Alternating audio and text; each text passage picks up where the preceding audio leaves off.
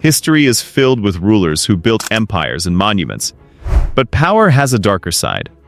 When authority goes unchecked, it can turn into cruelty and destruction.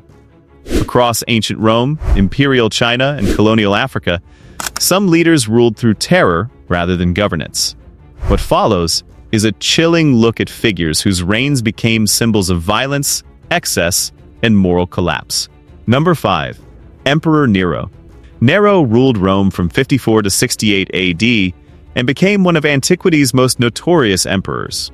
Born into the powerful Julio-Claudian dynasty, Nero ascended the throne at just 16 after the suspicious death of his stepfather, Emperor Claudius. Many ancient sources believe his ambitious mother, Agrippina the Younger, played a role in securing her son's rise.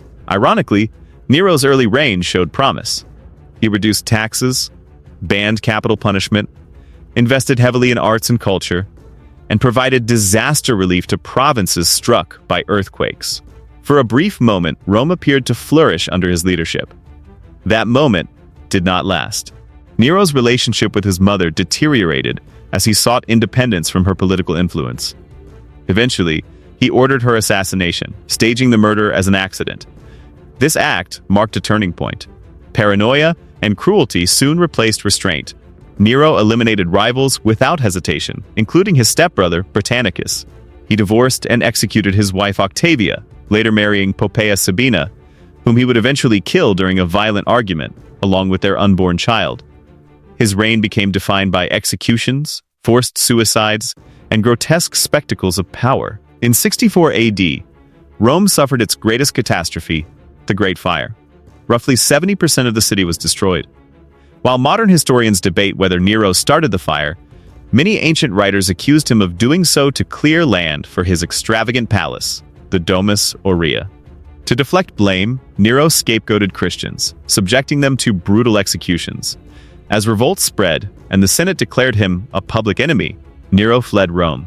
Facing capture, he took his own life, ending the Julio-Claudian dynasty and leaving behind a legacy of tyranny and madness. Number 4. King Ferdinand I of Naples. Ferdinand I of Naples, also known as Ferrante, ruled during the volatile politics of Renaissance Italy. An illegitimate son of Alfonso V of Aragon, Ferdinand inherited the throne in 1458 and maintained relative stability in Naples for decades. But peace came at a terrible price. Ferdinand governed through fear. Noble families who questioned his authority often met gruesome ends. Following multiple rebellions, he invited dissenting nobles to meetings under promises of forgiveness, only to have them arrested and executed. His most disturbing act was the creation of what later became known as the Black Museum. Ferdinand had the bodies of executed enemies mummified, dressed, and displayed as a warning to anyone considering betrayal. It was psychological warfare in its purest form. Though he successfully repelled an Ottoman invasion in 1480, the heavy taxes imposed to fund defense efforts fueled further resentment. Ferdinand's reign demonstrated how cruelty, even when politically effective, corrodes legitimacy. After his death, Naples soon fell into chaos and foreign domination. Number 3. Tamerlane. Timur. Known in history as Timur, Tamerlane was one of the most effective and brutal military leaders the world has ever known. Though physically disabled from early injuries, Timur built an empire stretching from Central Asia to the Middle East and parts of South Asia. His strategy relied on terror as much as military brilliance. Cities that resisted were annihilated. Entire populations were slaughtered to serve as warnings. One of the most infamous examples was the massacre of Isfahan, where Timur ordered the deaths of nearly the entire population after a local uprising killed his soldiers. Soldiers were required to deliver stacks of severed heads, which were assembled into towering pyramids of skulls. Estimates suggest Timur's campaigns resulted in the deaths of up to 17 million people, roughly 5% of the global population at the time. While some admire his tactical genius, his legacy remains inseparable from mass violence and systematic brutality. Number 2. King Ji of Xia. King Ji is remembered in Chinese historical tradition as the ruler who destroyed his own dynasty from the inside. The Jia dynasty itself sits at the boundary between early recorded history and legend, but the moral picture painted of Ji is clear and consistent across later accounts. He became a symbol of the last king archetype, a ruler so consumed by indulgence that the state rotted around him. In the stories, Ji doesn't fail because he's weak in battle or unlucky in diplomacy. He fails because he treats leadership like a private playground. While the realm needed stability, fair taxation, and competent administration, Ji reportedly poured wealth into luxury, palaces, entertainment, personal pleasures, while ignoring the damage beneath his feet. That kind of behavior has a predictable result in any era. The treasury drains, taxes rise, labor becomes harsher, and resentment becomes permanent. As the pressure increased, Ji's regime is described as growing more oppressive. Forced labor intensified. Subjects were squeezed to fund a lifestyle that seemed insultingly detached from reality. The important point isn't whether every dramatic detail happened exactly as described. It's what the tradition is teaching. When rulers stop seeing people as citizens and start seeing them as fuel, revolt becomes a matter of time. His obsession with his consort Mo Shi is one of the most famous parts of the narrative. Mo Shi is often depicted as a fatal influence, not necessarily because she caused everything, but because she became the symbol of Ji's surrender to appetite and ego. The legendary episodes are deliberately extreme. A lake filled with wine, mass drinking, wasteful displays of silk and luxury meant solely for amusement. These scenes function like a warning label in story form. When leadership becomes entertainment, the nation becomes the bill. What makes Ji's fall especially important is how it's framed politically.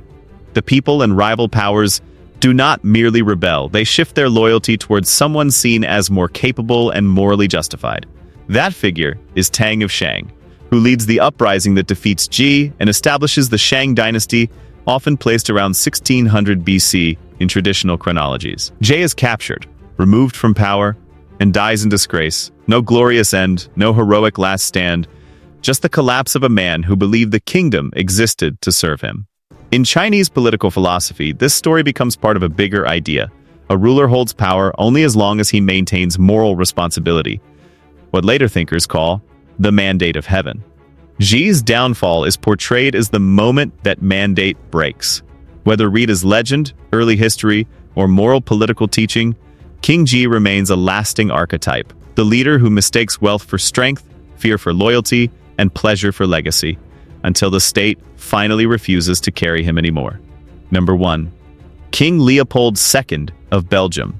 Few rulers embody modern, industrial-scale evil as clearly as Leopold II of Belgium.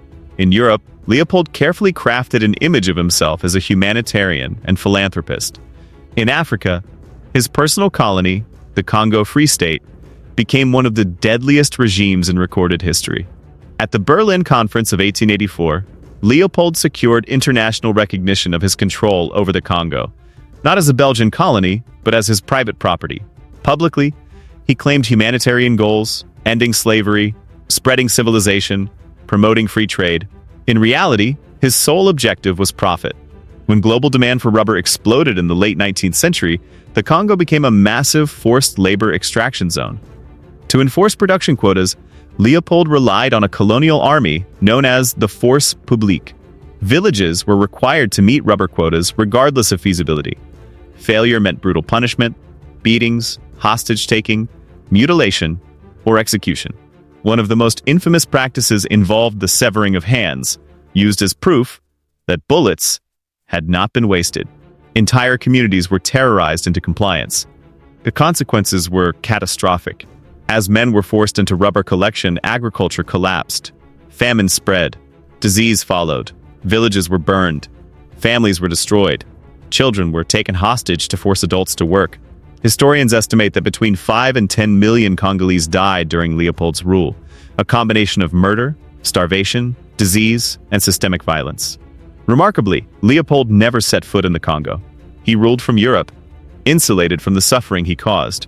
Only after missionaries, journalists, and activists exposed the atrocities did international outrage mount.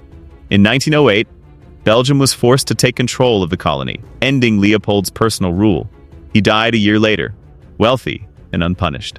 Today, Leopold II stands as a stark reminder that some of history's greatest crimes were not driven by madness or passion, but by cold, calculated profit. His reign in the Congo demonstrates how bureaucracy, industry, and empire can combine to produce suffering on a scale that rivals even history's most infamous tyrants. If you found this video insightful, disturbing, or thought-provoking, like and subscribe for more deep dives into history's darkest truths, because understanding the past is the only way to avoid repeating it.